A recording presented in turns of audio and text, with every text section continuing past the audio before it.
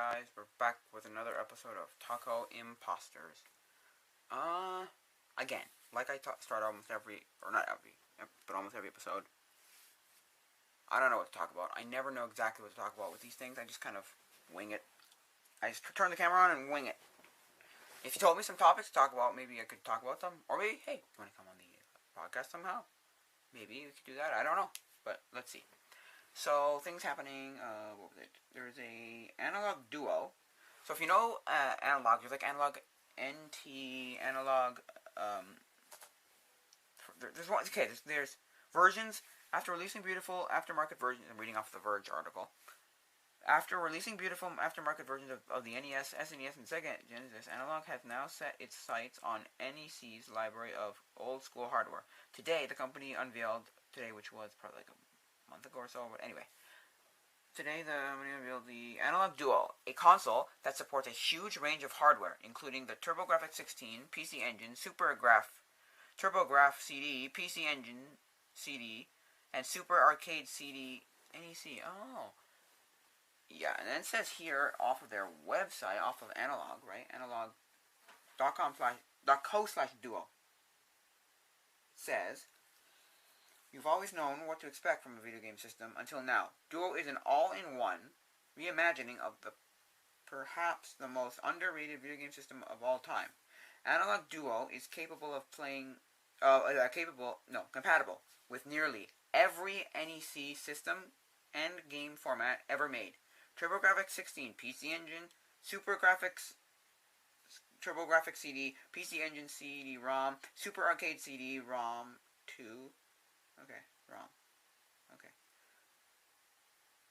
1080p, zero lag, Bluetooth, 2.4 gigahertz, I think. Maybe, I don't know, I don't know. Because the last thing a video game system should be is predictable. Completely engineered in FPGA. Yeah, okay, no emulation. Yeah, okay. Duo does it all. Sorry, Duo does it all. Hue cards. Oh, it even has Hue cards. Okay, that's cool. Twice the wireless Bluetooth. Oh, wireless Bluetooth, yes, but are we going to have latency? It says low latency. No latency? They have no latency. Let me see. Zero lag. Yes, but it's a stupid thing about it. Zero lag. I don't know about zero lag because there's lag on your TV when you connect them to your TV. Well, maybe not. Not with HDMI. Maybe, I don't know. I'm not. I'm a genius about this, so I don't know. But what's it called? The last thing a video game system should be predictable. So it's zero lag, 1080p, Bluetooth, and it plays all those systems. It's pretty good. And Hue cards. That's pretty good. What's it down here? We've preserving history with FPGA hardware. Duo is designed with unparalleled compatibility. The core functionality of each system is engineered directly into an ultra silicone V. I don't know what the hell that means. A sophisticated FPGA. We spent thousands of hours engineering each system via FPGA for system. We spent thousands of hours engineering each system via FPGA for absolute accuracy. Unlike the knockoff and emulation systems that riddle the market today, you'll be experiencing the entire NEC era free of compromise.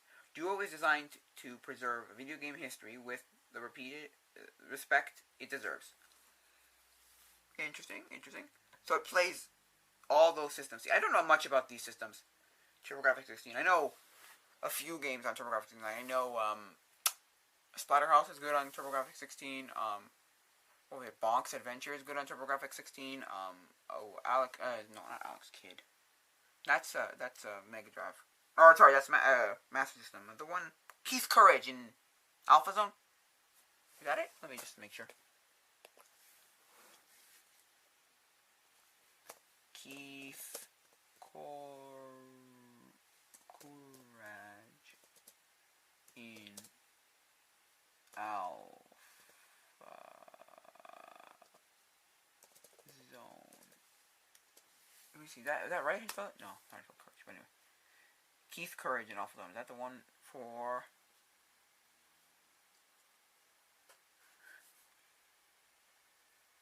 NEC Corp. So it's TurboGrafx. Yeah. There you go. Joe was right. Keith Courage and Alpha Zone. What other games are good for that system? I don't know. So doesn't appeal to me necessarily because I never had TurboGrafx 16. So I don't get that nostalgic hit. But I know there's a lot of good games on this system. It's like I'm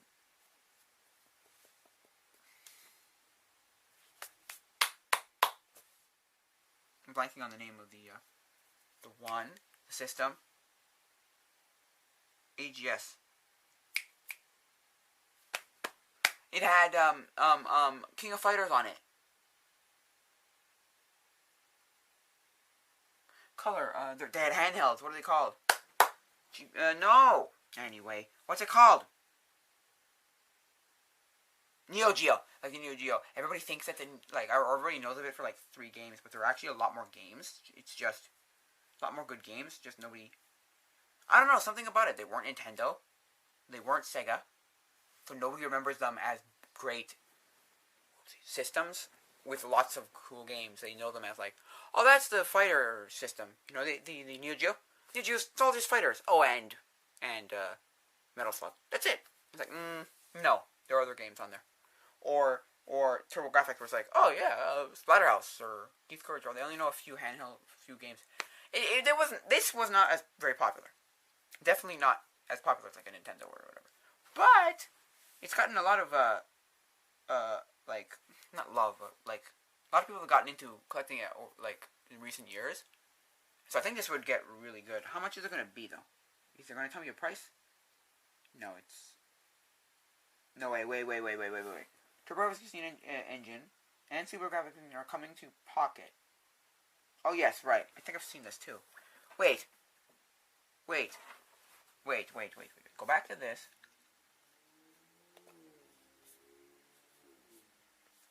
This in a Pocket. Yeah. So there's gonna be a PC. No, what was that thing called? There was like a Pocket.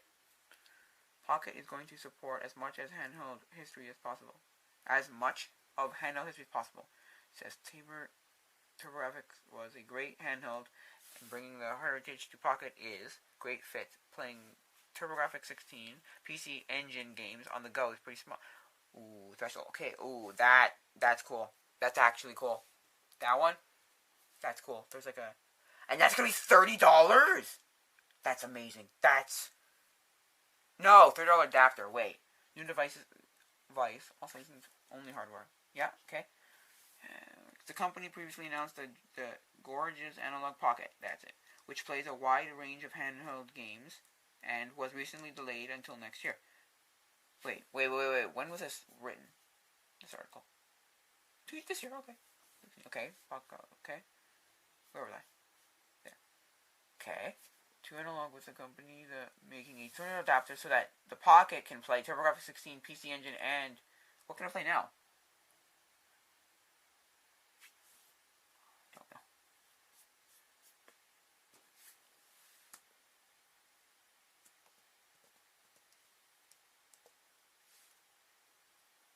Analog Duo. Analog.co.duo. Okay, what's it playing? Okay, so let's go to the website. I got it here. Nice. Pulled up this thing. Okay, so FPG. Okay. No emulation. Yes. Got it. TurboGrafx 16 in Pocket. Okay. If you can play it here, you can play it anywhere. Oh wow. We're preserving the history of the FPGA hardware. Duo is designed with an unparalleled compatibility. The core functionality of each system is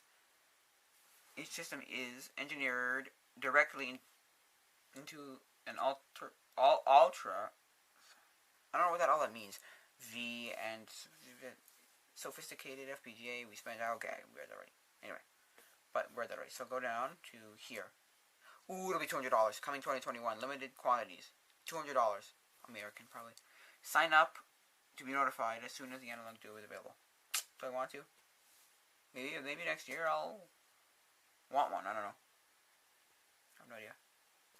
I just signed up to get a notification when they're going to be arriving. Anyway, are going to be available. Where the system gets its energy.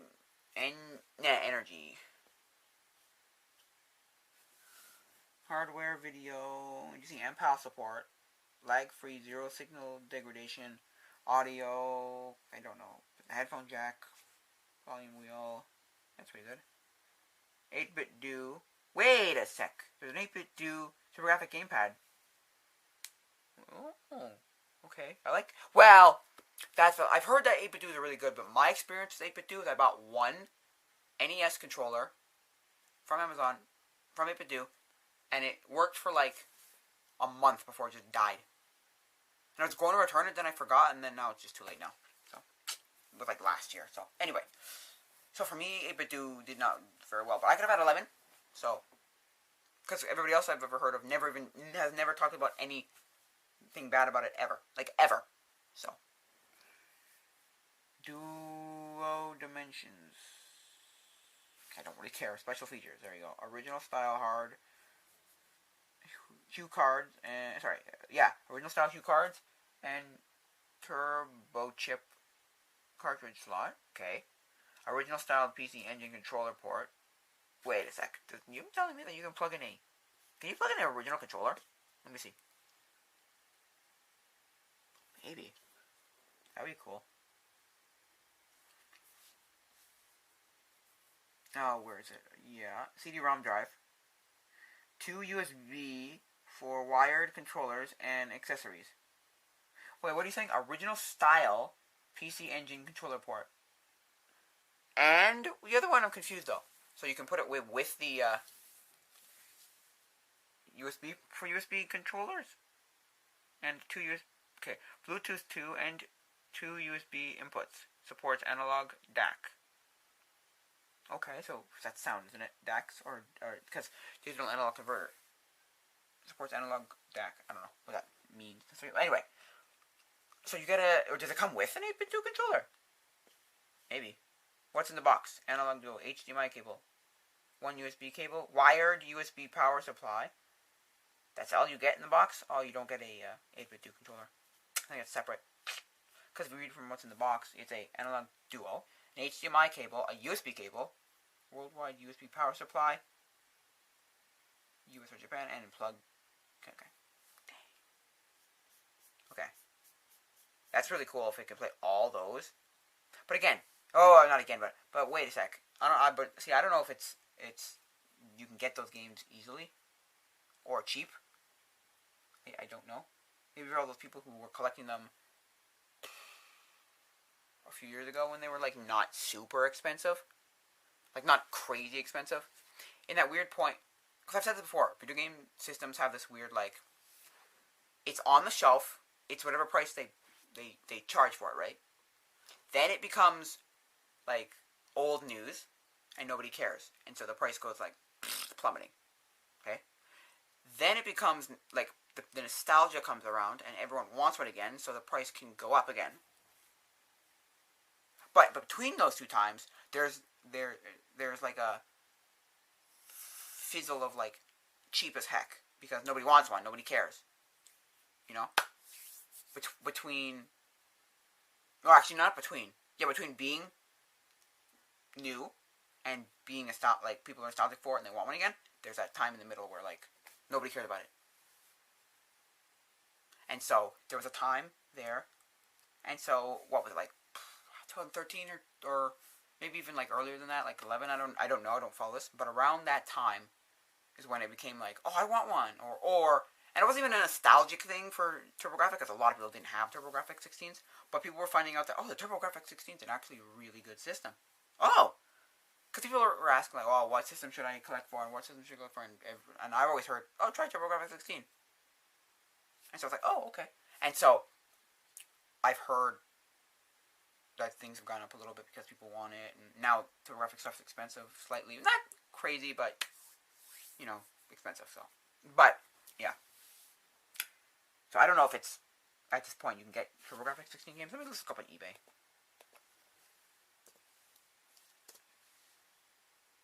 Like TurboGrafx.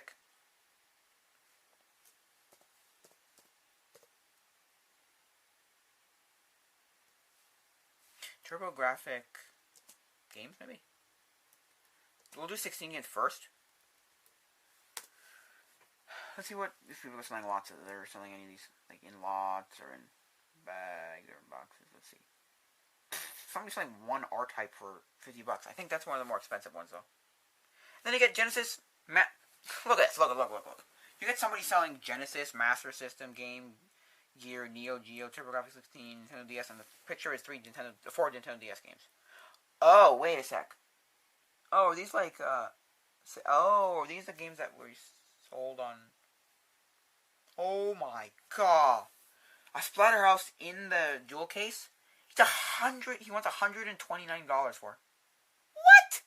Plus $18 ship. Oh my gosh. This is Canadian, by the way. This is .ca. So you gotta check the prices might be different, but Victory Run, $70. Why don't New Toptopia? $134. Well, I know Bonk Adventure. That's expensive. I knew that. $89. What am I going here for? Going freaking price charting.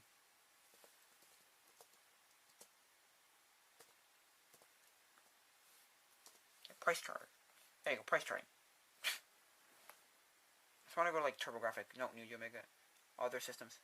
PC and DOS. New. Engage. No, where's the new?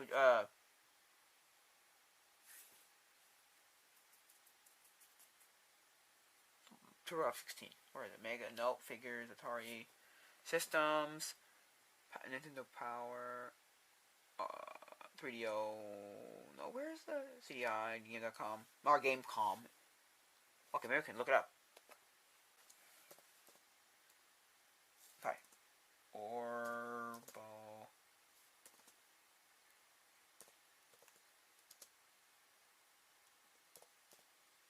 Graphics 16 system. Graphics 16. What are we gonna get? We look it up. Okay, there you go. Some games. So, oh my gosh, Alien Crash. No, sorry, Airzonk. 109. What are cheap games on here? I want to look for things. Dang, a lot of. Wait, what's it say? Loose price. Completed in box price is a new. Well, new, obviously. No, forget it. Console loose price. Goes frig. They're all like, okay, there's some $17. Are any of those like dirt cheap games though? Like $11. I don't know if they're. Oh, it's a homebrew. Never mind. I'm just looking to see like for TurboGrafx 16. I don't know. Maybe the ones are better. Super Volleyball. I don't know much about this system, so I don't know if these games are good. Even the cheaper ones, but got $11. TV, sport, baseball. I don't know. Tailspin game on TurboGrafx 16. Splatterhouse. How much is Splatterhouse going for? Splatterhouse is going for $69.34 unopened. Or sorry, loose. Open. Loose. Just the thing. And then complete in box. It's $110, and then new is $67. Like unopened, I guess. Is that what that means? Wow. The good games. What about Keith Courage and Alphazone?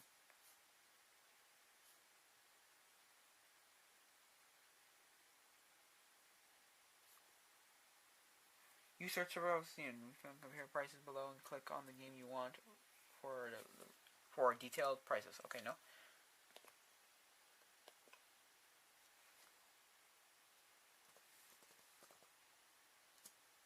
This Courage and Alphazone, how much is that going for? $10. See? It's not bad. Loose price is about $10. Okay, good.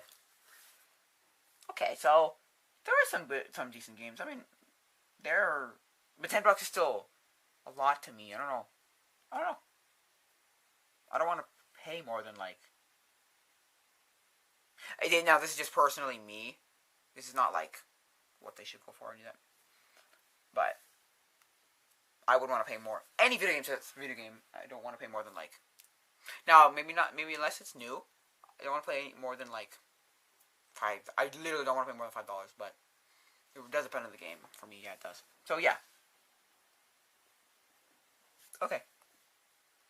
So I mean, hey, this looks like a great thing. Oh, okay, now we were doing TurboGrafx 16 or what were the other systems that they had? TurboGrafx 16, PC Engine, Super Graphics, TurboGrafx CD, PC Engine. No, I want the Super Arcade CD.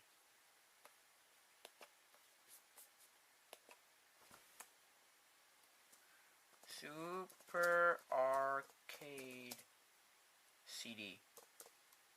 See what comes up when you look up on eBay. Super. No, that's Sega CD. That's the Sega Arcade Stage. I may know. Arcade PC Engine. It's called. Okay, let me Google it then. Our Super Arcade CD. Super Arcade CD. TurboGrafx Wikipedia. List of TurboGrafx. What was that then? I'm confused. I don't know what it is though. Super. Where is it? Super Arcade CD-ROM 2. Maybe. Super Arcade CD. ROM, there. 2? Okay. What's that? Collecting guide. TurboGrafx 16. TurboGrafx 16. Images. I want to know what that looks like. Oh, okay. Yes. I don't know. Just getting PC Engine and all that. Anyway, see, you're getting this thing. Dual retro. Okay, no. Anyway, yeah. I don't know. Super Arcade.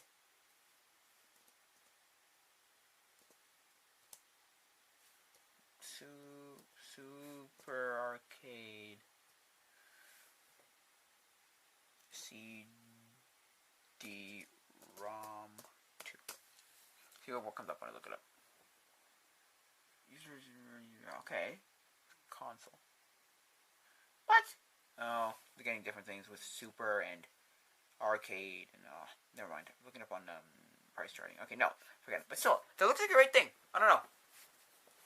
Now, great. I have no idea. It looks like a good thing. Could be good. $200 seems a lot for this kind of stuff. For me, anyway. But for what it can do, I don't think it's that much. I think that's a decent price for all systems it can do. You know how many systems? 1, 2, 3, 4, 5, 6 systems. That's 6 systems in one. And it's $200.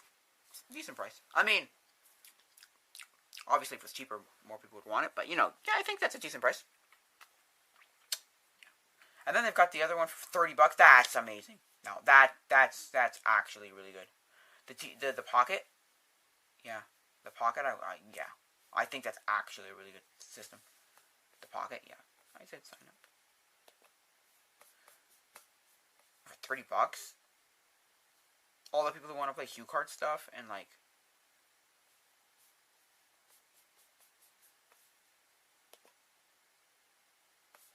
Pocket, there you go. I know. A multi-video game system, portable, handheld, a digital audio workstation. Oh, this is the one that can play like, yeah. This is the one that can play like DS or not DS. It can play not those ones. Sorry, it can play like what was it? Systems, a tribute to portable gaming. Out of the box, Pocket is compatible with 2,780 plus Game Boy, yeah, see, Game Boy Color, Game Boy Advance, game cartridges. It doesn't do like Sega Game Gear. Yeah, see, Sega Game Gear, Neo Geo Pocket Color, Atari Lynx, and then it's gonna have an adapter to play what's it called? That's actually really cool. Play TurboGrafx 16 and like the Hue cards. Oh man, that's great. That's cool. That's actually really cool. See, look, adapters. Pocket does it all. Game Gear, Neo Geo Pocket Color, Atari Lynx, Game Boy Advance, Game Boy Color, and Atari Lynx. That's amazing. Oh yeah, and it's a what's it called? Hook it to your Mac, PC, or other hardware with HDMI and with MIDI or sync cables. Wow, that's and it can do music, right? Yeah, I believe so. Wow, that's pretty cool. It's pretty good. For how much? $30? Did it say? That's amazing.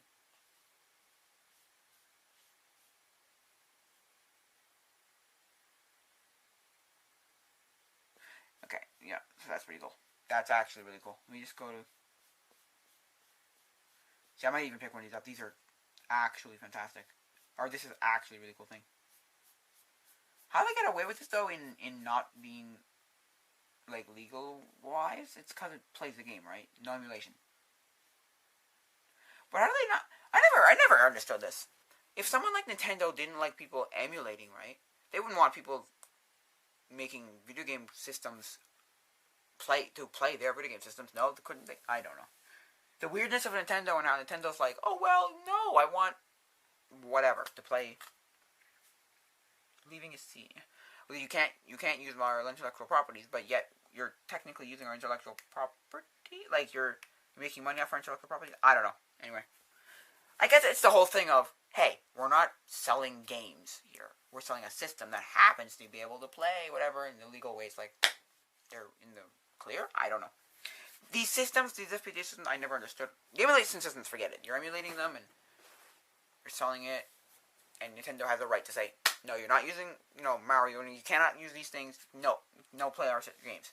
But these ones, I guess, are better. Okay, I don't know. Anyway, Pocket is designed around a first-in-class 3.5-inch, 600 ppi, which is pixels per inch LCD, with a 1600 by 1440 resolution. Pocket has 10 times the resolution of an original Game Boy. Yeah, we can hardly believe it either. Pro level color accuracy, blah blah. Okay, so another price. You gonna tell me a price here? What would it cost me to pre-order one? Let's see.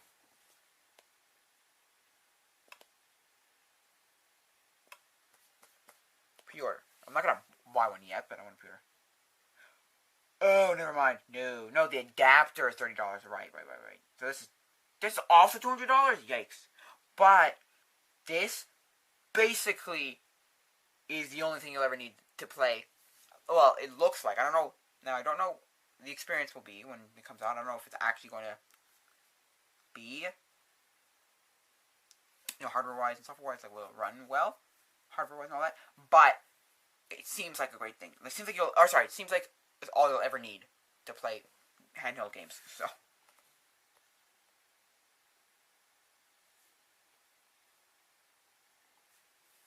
Comes in black or white. I don't know what else.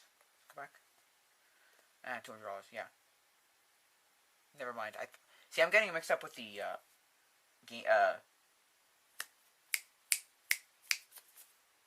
adapter. The adapter to play the TurboGrafx and the HuCard stuff. That's $30. Okay. But at that price, it's not bad. I just don't want to pay that price. So because it can play. Look, Game Boy, Game Boy Color, Game Boy Advance. Sega, so Game Boy, Game Boy Color, Game Boy Advance, Sega Genesis, Sega Game Gear, Neo Geo Pocket Color, Atari Lynx, and then that one, 6-7, and then,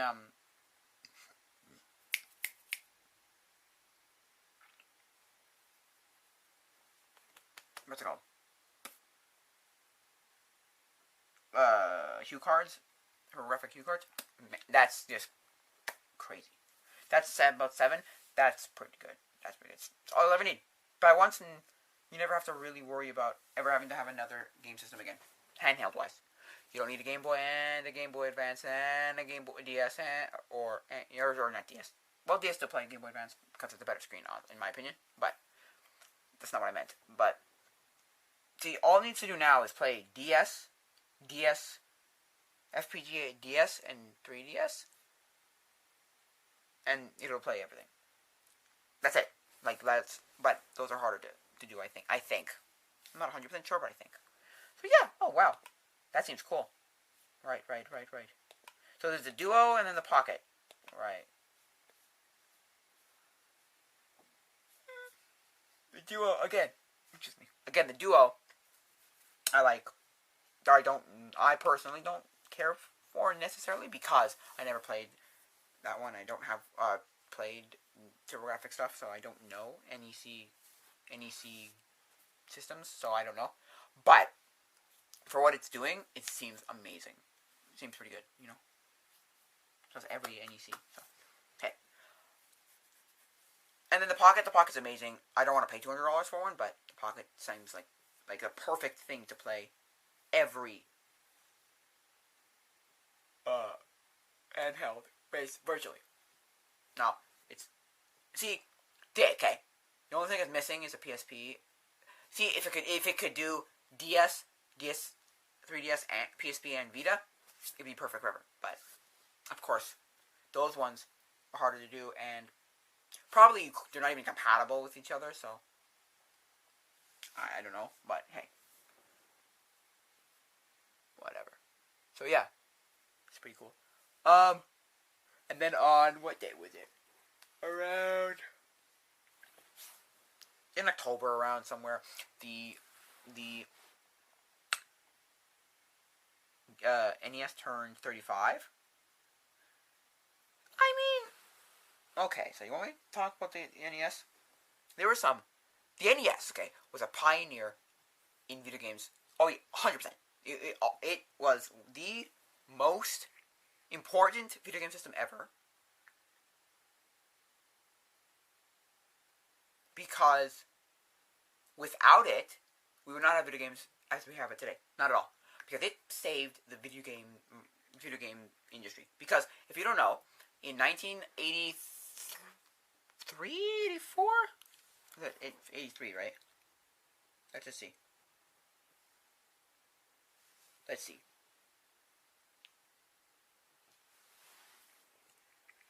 When was the video game crash? When was the video game crash?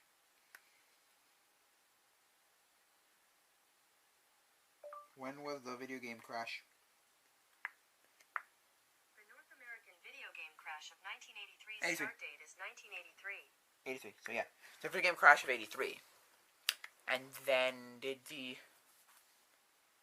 when was the Nintendo Famicom released? July 15th, 1983. According to Wikipedia, the console was released in July 15th, 1983 as the family computer for 14,800 yen alongside 3 ports of Nintendo's successful arcade games Donkey Kong, Donkey Kong Jr. and Popeye. Okay, so 83. So it crashed, and then in 83, they basically tried with the Famicom to be like, okay,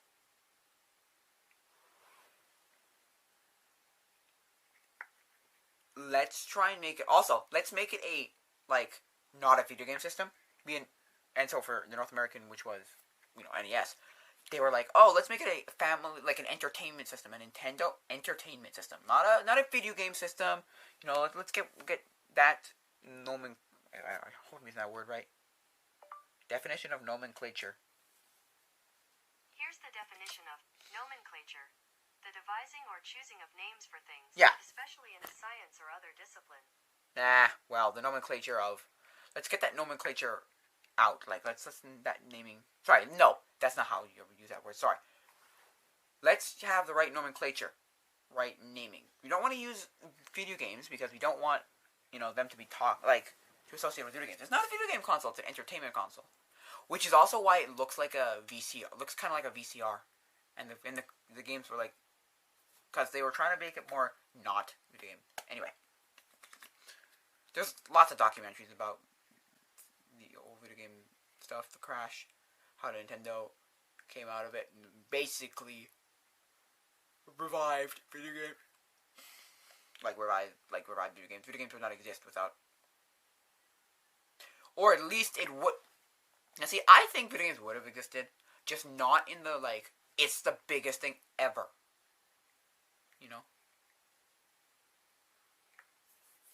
But, some people think that, the video games just wouldn't exist because we wouldn't care. I'm like, I don't know about that. Computers would have existed, right? And so would we be using computers without the NES? I don't know. If the NES didn't exist, would more people have been using computers?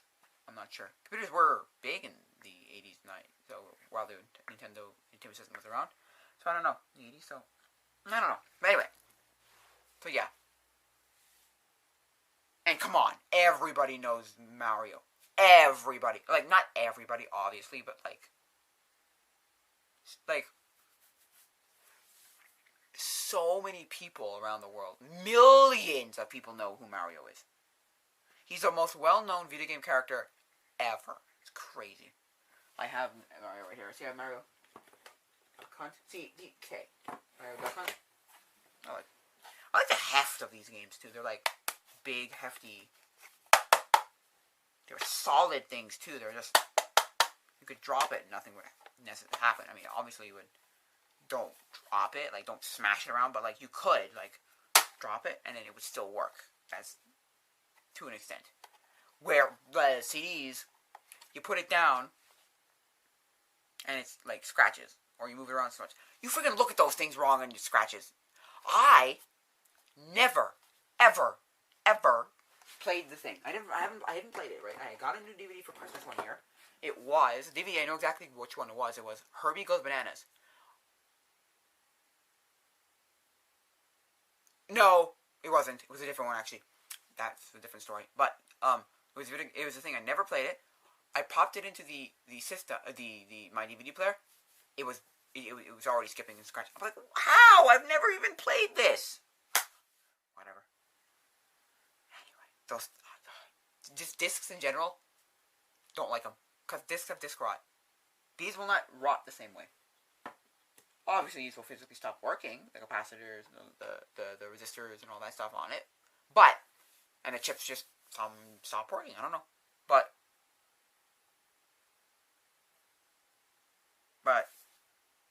they're just way more robust and durable, and like longevity of them are better. I don't know. It's like my brother. My brother was collecting all of the James Bond movies on VHS. Well, all the James Bond movies on VHS because he was like, he liked the VHS tapes better because they physically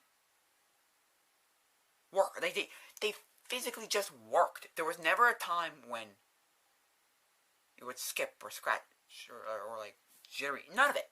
It just worked. Even though it does degrade over time when you play them, it doesn't skip the same way. It just, if I drop it, nothing happens. I can place it down, nothing. It doesn't scratch. It doesn't. Anyway, that's just a different topic. Why did I talk about? Oh yeah, because we're talking about like the longevity, the longevity in terms of how they last longer and they work better than discs. That's the thing. The sad thing about discs. Discs will be lost way faster than, or like will stop working faster. I think because they'll be scratched and they'll be, yeah. Anyway, but yeah. Stop. I'm irritating this like pimple here. I want to pop it and it's not ready at all, and so it just hurts to like, and I'm now like bothering it, agitating it. I don't know. So it's gonna even like, get more inflamed because I don't let it come to a head. Anyway, sorry. Yeah. So here are the games that I have here. I don't have all. Those are not all my games. I have a few other ones. Thanks. But they are here. It's Adventure Island, Star Force, Mario 3, Donkey Kong Classic, Mario and Duck Hunt. How do you say that? Xe's? Zekies. I don't know how to pronounce that game. Then this one is, which one? Fantasy Zone, Ghosts and Goblins, and Zelda. I think I have other ones, don't I? Maybe I don't, actually. Maybe that's all the games? I'm not sure. But, yeah, my favorite game? My favorite NES game? One that I had as a kid. The one that I had as a kid, because these are the ones I had as a kid. Now, I didn't have an NES as a kid, like, when it came out, because I'm not that old. But,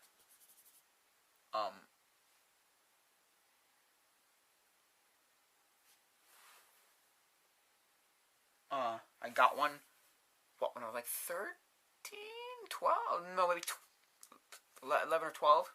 I'm trying to remember now.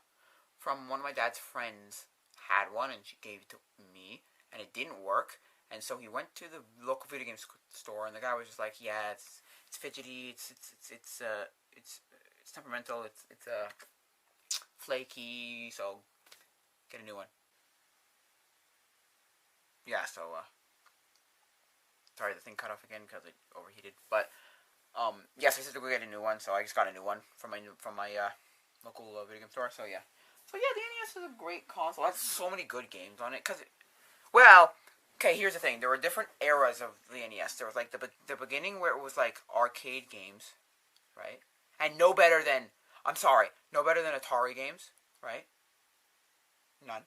Maybe graphically a little bit better, but they're pretty much just Atari's 2600 games, like that era of games. ColecoVision, television, those kind of games, like that era, like the previous era. And then there was like the early good games, which were like Zelda, right? And Mario, and like Mario 3 and stuff, and then what else? Like Kirby. I don't know when Kirby came out. Sorry, but stuff like that. And then there was the games that were like really like impressively cool looking. What were some of those? I'm not great at Nintendo, so I don't know a lot about Nintendo or about the NES. But I really think I like video games, and I realized I'm not really that into video games. I think. But yeah, what else? What was I saying? Yeah, so, yeah.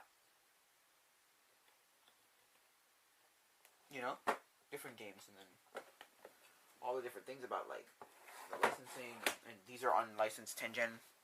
Is there Tengen unlicensed? I don't know if it's actually unlicensed, actually, wait. Are they unlicensed? I don't know, I think so. Yeah, I think so, because they never got the Nintendo seal of approval. So yeah. There was different things. I mean, it's easier. Anyway, and certain games the really popular games. Sorry, no offense, I did not particularly love like Zelda, the original Zelda. I'm sorry, I'm gonna say this right now. Maybe it's an unpopular opinion, but I don't like that game. I don't. And I don't because it's one of those games where it's like, it just doesn't, there are better versions to play. Now, don't get me wrong, it's an innovative game. It's the first, open world game. Not open world, but, first big adventure game. It's great for the series, starter. It's a great game. But it's a game you play once. This is just my opinion. I feel like it's a game you play once, and you never have to play it again. Or beat once, and you never have to play it again. It doesn't have much replay value, for me at least. It doesn't have a lot of great, it doesn't capture me, the second time. It's kind of boring, it's kind of slow, it's kind of old. Now, for the time, it was great.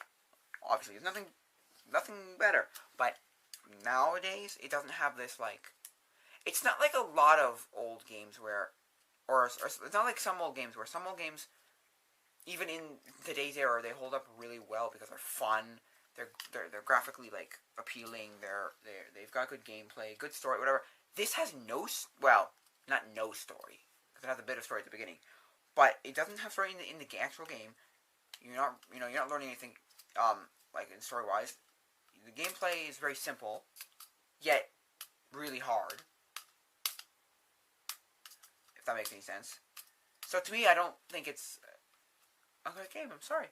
I mean, it's a fine game. It's just maybe not that it's a bad game. That it's a not very replayable. I don't know. But hey, it's Mike Matei's favorite game, so I don't know. Hey, see, Ocarina of Time is my favorite Zelda game. Rather, it's my favorite game ever. Period. Video game. Period. Yeah. But anyway, yeah. So these ones, Adventure Island. Oh, I love Adventure Island. That was a great game. Even though I never beat it, I love playing it. I've always tried to beat it. See, I've beaten a couple of video games in my time. I've never beaten that many video games.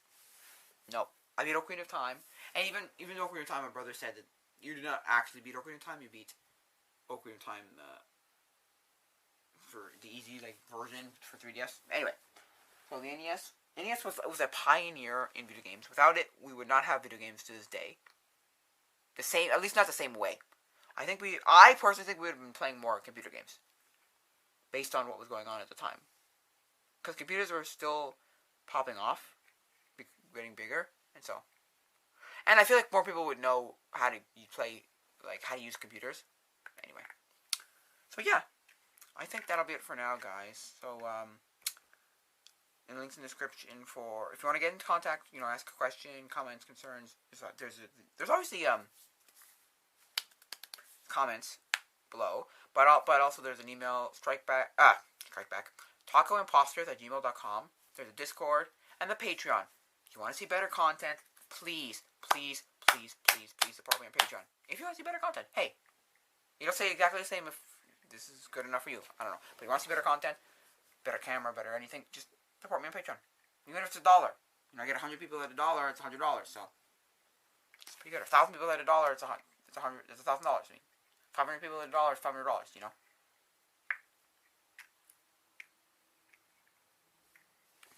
Or 10 people at $10, that's $1,000. So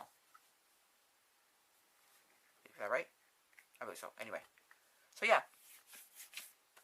Tell me what to do with the channel. Tell me what to do, or not necessarily do with the channel, but like give me topics maybe for this podcast. Tell me what I should do with this 360 camera that I have. 360 camera that I'm recording on right now with. Tell me what to do. Some good books to read. I really want to find good books to read because I was reading some comic book stuff, but I don't love comic books. Like I was reading this, but I don't love comic books. So, yeah. This is a Challengers of the Unknown and then Superboy, like a mashup thing, DC. I don't know. Don't love comic book stuff. No, I don't know, just the story. I don't know, something about it. It's not for me necessarily, but I'm trying to find one that I would like. But anyway, so I think that'll be it for now, guys. So, adios, mi amigos.